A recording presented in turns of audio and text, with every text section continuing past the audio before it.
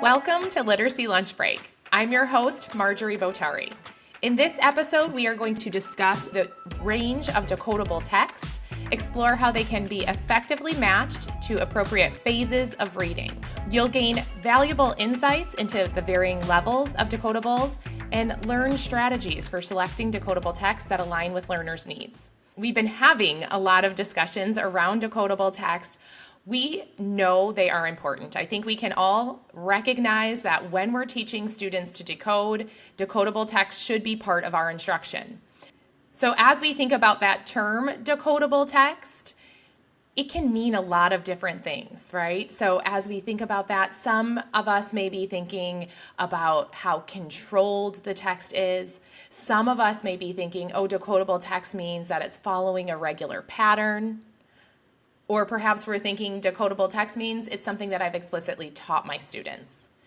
So as you think about that term decodable text, I'm going to ask you just to think in your mind, what pops into your brain? What kind of text? Is it text like the mat sat on a cat? Or Nan had a pan? Because that's definitely decodable text and we know it's important, but is that the only type of decodable text that exists? Is that what we're using with all of our students? So today we really want to think about the range of decodable text. Decodability is important as we're teaching our students to crack the code. But as we think of a range of kindergarten, first, even second grade students, that decodability is going to look different. The type of text that we should be using with our students should look different. And when we say decodable text, and that's the only descriptor that we have, that can make it really hard as an educator to identify what we should be using. So let's discuss range first.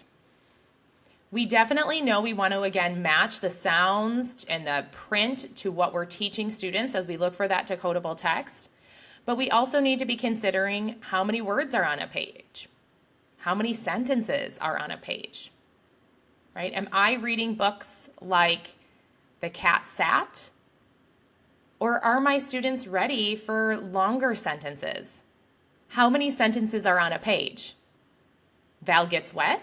Just that one sentence? Or are we having multiple sentences on a page? Right? The dog runs. Val runs. Can Val get the big red hat back? Now, both of those examples, we're focusing on short vowels, right? That's the phonics pattern. But one of those examples only had 3 words, one sentence, where these other examples have longer sentences, more words. So as we think about our shift from decodable text, when many of us have been using leveled readers, one of the things I always say is it makes sense that as educators, we want some kind of leveling system, right? We want to be able to identify those more specific criteria of the books that we're choosing. So as you continue to make this journey or use decodable text in your teaching, that's one of the things to consider. Yes, we need to be thinking about the phonics patterns that we're teaching our students, but we also need to be thinking about the content. We need to be thinking about the number of words that are in sentences and the number of sentences on a page. So you may be wondering, well, how do I do that? How do I identify what my students are ready for? And really, we want to think about Linnea Ferry's phases of reading, right? When we think about our more emergent learners, those emergent stages of reading or phases of reading, we do want to have less words on a page, right? Have those short sentences. Our students are just beginning to apply their phonemic awareness and phonics skills to print. That cognitive load is heavy for them. So when they're reading books where there is just one sentence, like Val gets wet, it's looking like this.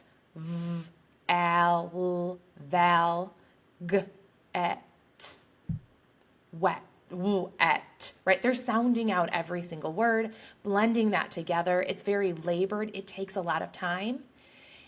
And we need to honor that phase. Students need to go through that process of saying the sounds and blending them together. But the more we give them that opportunity to go through that process, the more automatic they'll start to become with reading words. Maybe they don't have to say every single sound. Maybe they're reading a little more automatically. That's when those sentences can become longer and we can put more words on a page. Again, so as you think about how you're using your text, think about not only the phonics pattern that you're teaching, but the phase of reading that your students are in. As they start to move out of that more emergent phase of reading and they start to become more automatic with phonemic awareness skills, become more automatic with phonics knowledge, we do want to start to pull back a little bit and give our students the opportunity to read words that maybe we have not explicitly taught the pattern for. Because again, we've talked a lot in these episodes about David Scherer's self-teaching hypothesis. When we've given our students the skills, the knowledge that the print they see is representing sounds or meanings, but that'll come later in our instruction. But when we're recognizing that print is representing something, and we also have those skills to blend, segment, and manipulate, when we give them those tools, when we give them those resources, we want them to apply these skills to new and unknown words. So as your students start to approach that next phase in reading, start to offer text that provides more sentences, more words, and you can pull back on that controlled piece. Because when we think about our instruction, we know decodable text plays a role in teaching students how to decode and crack the code, right? Read the words. But we also know our end goal is that students can read any text and comprehend it. We don't get from tightly controlled decodable text to becoming fluent and automatic with any book, right? There has to be some kind of bridge to get us there. So emergent phase of reading, where students are very labored in their readings, just starting to apply these foundational skills, keep those short sentences, just a couple of sentences on a page. And as you progress through those phases, allow yourself to choose text that has more sentences, more words, and is less controlled. Think of this as the bridge, giving our students the opportunity to apply those skills that we've taught them, not just the specific phonics pattern that we're teaching them. This is the bridge that is going to allow our students to learn how to encounter text that really, as we start to read longer books and longer text, we're not focusing on phonics patterns. That writing is really focused on meaning and sending a message to the reader, and they need to be able to encounter a variety of different types of phonics patterns and different types of words.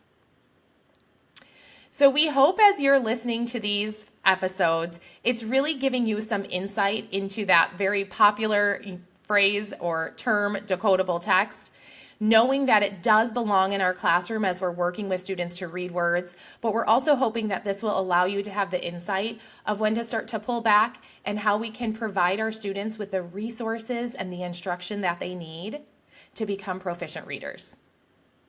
Thank you so much for joining us on today's episode of the Literacy Lunch Break. If you are enjoying these episodes, we encourage you to follow us, subscribe, and even share with a friend.